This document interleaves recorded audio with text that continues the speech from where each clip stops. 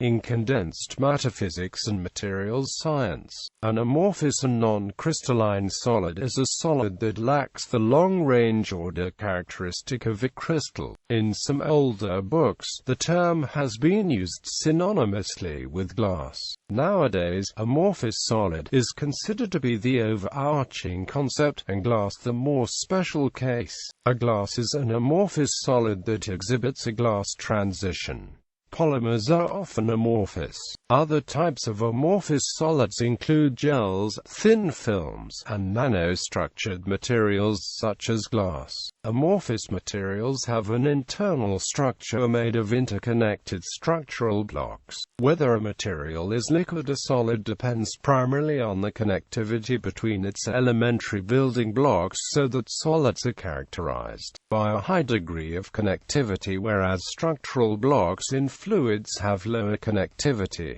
Nanostructured materials. Even amorphous materials have some short-range order at the atomic length scale due to the nature of chemical bonding. Furthermore, in very small crystals, a large fraction of the atoms of the crystal, relaxation of the surface and interfacial effects distort the atomic positions, decreasing the structural order. Even the most advanced structural characterization techniques, such as X-ray diffraction and transmission electron microscopy, have difficulty in distinguishing between amorphous and crystalline structures on these length scales.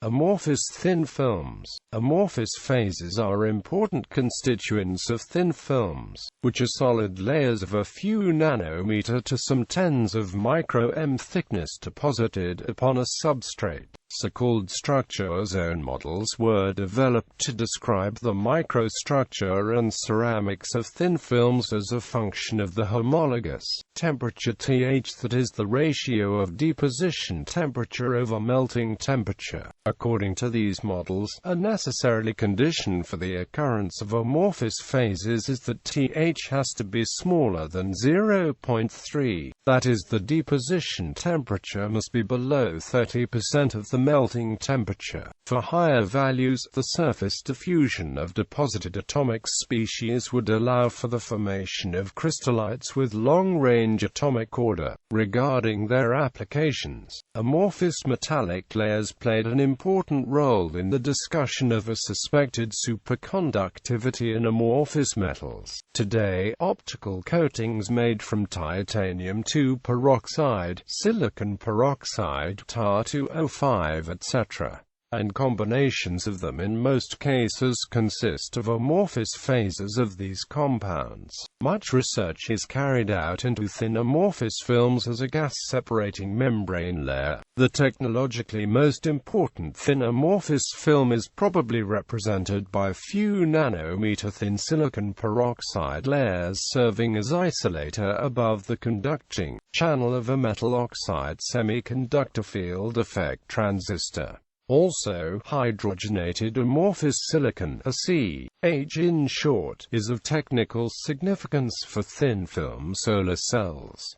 In case of ACH, the missing long-range order between silicon atoms is partly induced by the presence by hydrogen in the percent range. The occurrence of amorphous phases turned out as a phenomenon of particular interest for studying thin film growth. Remarkably, the growth of polycrystalline films is often used and preceded by an initial amorphous layer, the thickness of which may amount to only a few nanometer. The most investigated example is represented by thin multicrystalline silicon films, where, such as the unoriented molecule, an initial amorphous layer was observed in many studies. Wedge-shaped polycrystals were identified by transmission electron microscopy to grow out of the amorphous phase only after the latter has exceeded a certain thickness, the precise value of which depends on deposition temperature, background pressure, and various other process parameters.